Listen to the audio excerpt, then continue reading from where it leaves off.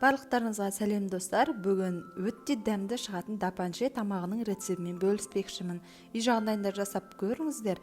Ең қарапайым әдіспен әрі дәмді болып шығады. Ең бірінші тестамызды дайындаймыз. Ол үшін бір жұмыртқа, тұз, су қосып, үстіне көз мөлшерімен ұнды салып, қатты қамыр болғанша илейміз.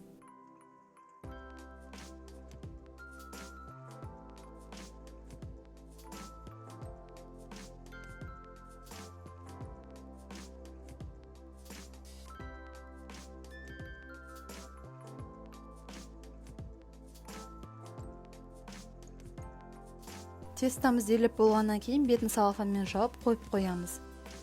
Негізгі тапаншының подливын жасаймыз. Ол үшін бізге тауық еті немесе осындай крылышко алсаңыздар болады. Болгар бұрышы, картошка, чеснок және пияз қажет.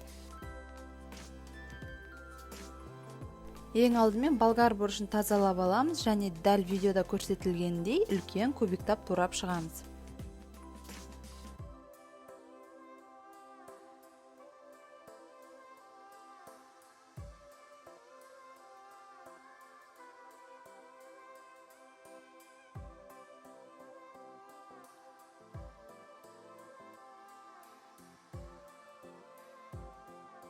Болгар бұрышы дайын болды, енді пиязымызды алып тураймыз. Пиязды да өте сақтаудың қажеті жоқ, осылай үлкендеп турай берсеңіздер болады.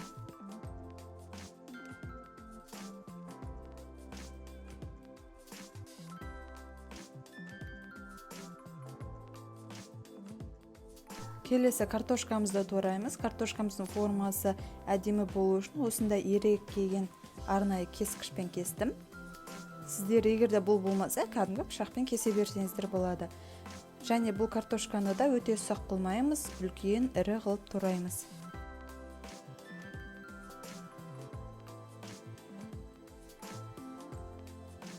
Егер сіздерде бүтін тауық еті болса, соны қосыңыздар, болмаса осылай крылышкені алып жасасаңыздар болады. Ең ұш жағын алып тастаймыз, ал крылышкенің өзін екіге бөлеміз, немесе бөлмей де салсаңыздар болады.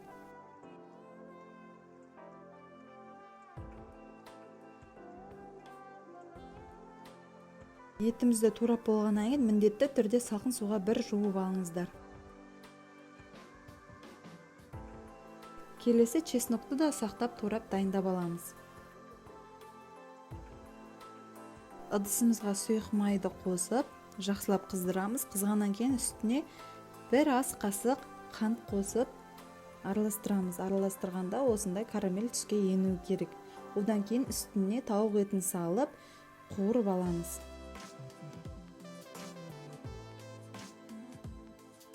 5 минуттай қуырылғаннан кейін осы тауық етінің үстіне томат және де соя соусын құйып, жақсылап араластырамыз.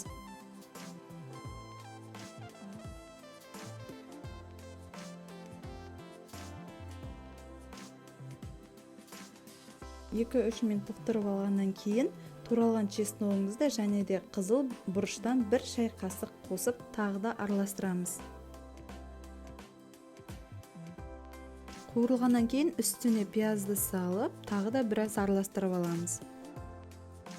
Бетін жауып 1-2 минут бұқтырғаннан кейін үстіне картошкамызды салып, жақсылап араластырып, тағы да 5 минуттай бетін жауып қоямыз. Келесі болгар бұрышының жартысын ғана саламыз, тағы да араластырамыз, ал жартысын ең соңынан салатын боламыз. Үстіне салқын суды құямыз көз мөлшермен, және де дәміне қарай тұз, қара бұрыш салып, бетін жауып 20 минут қайнатамыз.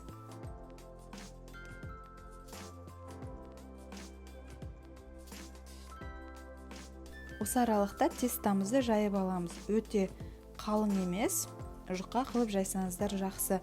Онды сеуіп отырып жайыңыздар. Бұл тестамыз жақсы тыңғандықтан жұп-жұмсақ болып жайылады.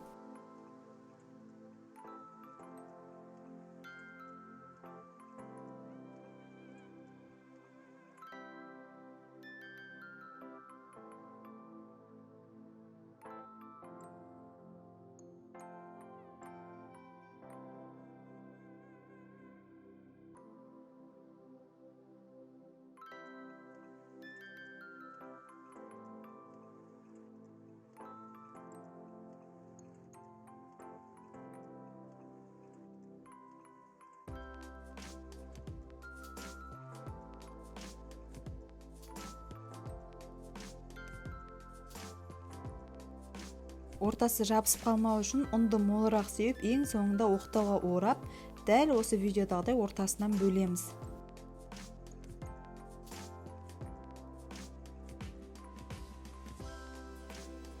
Жаймамызды ортасынан кескеннен кейін 2-3 жаймадан алып, дәл осы видеодағыдай қалыңдықта кесіп шығамыз.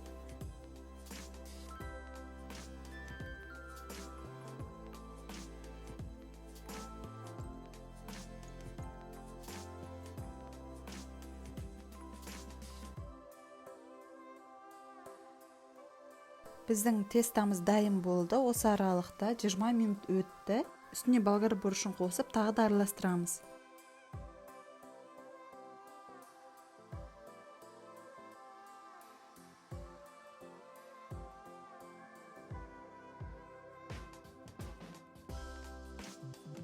Тамаққа дәм беру үшін укроптан аздап қостым, және де 5 минут бұқтырып қойдым.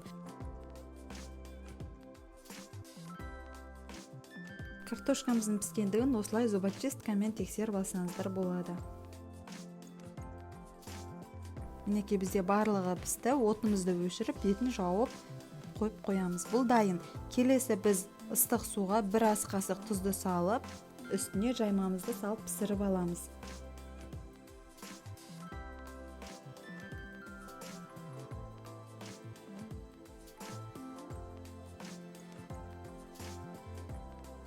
Жаймамыз жабыс қалмау керек, сондықтан салғаннан кейін бірден араластырып отырыңыздар.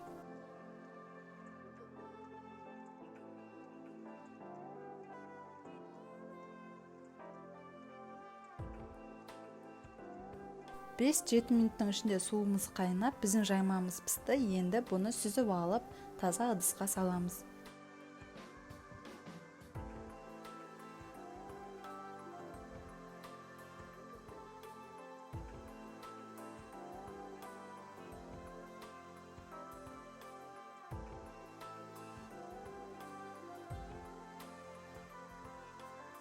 Мінекей достар, біздің өте дәмді әрі тез жасалатын тапанша осылай дайын болды.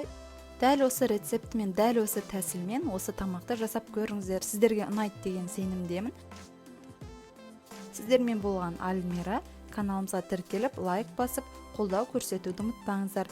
Жаңа рецептілерді жіберіп алмау үшін қоңыраушай белгісін басып қойыңыз. Сұрақтарыңыз болса, комментарий бөліміне жазсаңыздар болады.